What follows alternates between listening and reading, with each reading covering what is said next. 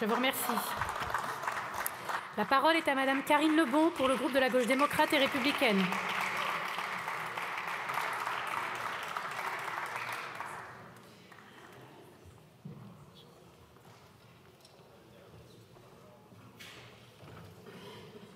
Merci.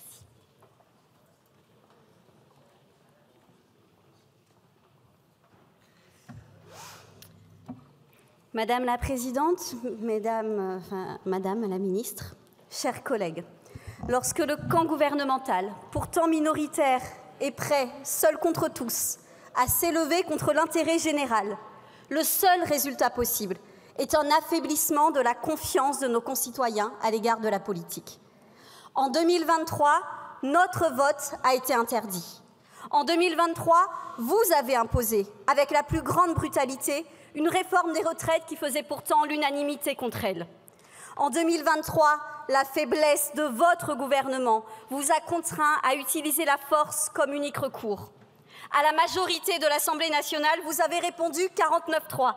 Aux mobilisations citoyennes et syndicales, vous avez répondu compagnie de CRS. Et tout cela dans quel intérêt? Afin de garantir la confiance des marchés financiers, nous dit-on, de sécuriser le financement de notre système de retraite par répartition. Et pour ce faire, rien de tel qu'un détricotage minutieux de tout ce qui fait le cœur même de notre système de protection sociale. Évidemment, il est toujours plus aisé de céder au chant des sirènes du malheur qu'au chant de l'espoir.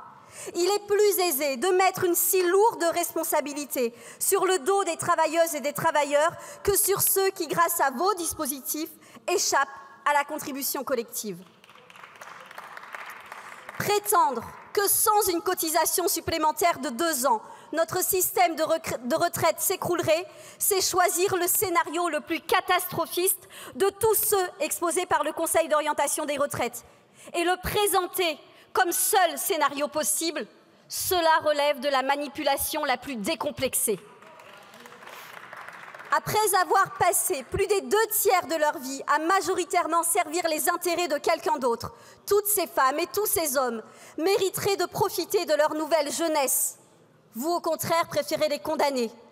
Le passage sans escale du travail au cercueil ne peut pas être un projet politique.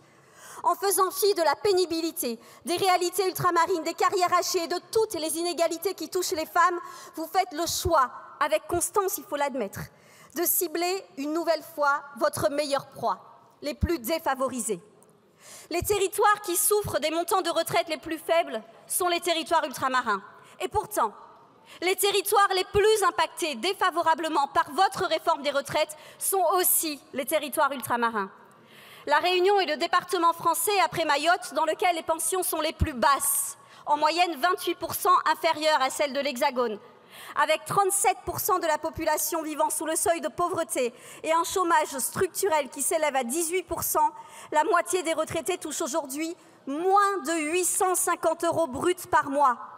Mais plutôt que d'améliorer la situation sociale de nos gramounes, votre réforme n'a fait qu'enfermer un nombre toujours plus important de personnes dans la pauvreté et la précarité. Par votre rhétorique, vous avez tenté de légitimer l'illégitime. Aujourd'hui, nous comptons mettre fin à cet enlisement qui ne crée que colère, souffrance et désespoir. Collègues du camp gouvernemental, ayez le courage de reconnaître vos erreurs et rejoignez enfin le camp de la justice sociale. Ignorez les consignes qui vous ont été données par vos grands chefs. L'obstruction que vous comptez mettre en œuvre aujourd'hui ne vise qu'à préserver l'ego d'une poignée de personnalités politiques pourtant responsables de cette situation. Pour la toute première fois, n'ayez plus peur, désobéissez et allons au vote. Laissez la représentation nationale s'exprimer et retirez vos amendements d'obstruction. La grande majorité d'entre nous a été élue sur la promesse d'abroger votre infâme réforme des retraites. Car au-delà du microcosme de l'Assemblée nationale, ce sont bien les Françaises et les Français qui s'élèvent contre cette injustice. À gauche, nous nous sommes toujours battus contre la retraite à 64 ans. Nos travaux en commission la semaine dernière l'ont démontré, une fois de plus, seuls les députés du NFP sont capables de faire respecter l'intérêt général et de représenter au mieux nos concitoyens. leur vie.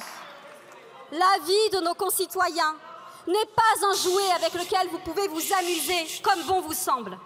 Il est grand temps de jeter votre réforme des retraites à 64 ans aux oubliettes avant qu'il ne soit trop tard. Et aujourd'hui, les députés du nouveau Front populaire se tiennent unis pour mener à bien cette mission. La représentation nationale ne doit plus être empêchée. Nous n'avons jamais rien lâché et nous n'abandonnerons jamais. Quelle que soit la stratégie d'empêchement que vous adopterez, nous reviendrons jusqu'à la victoire. Nous tiens bon, nous largue pas.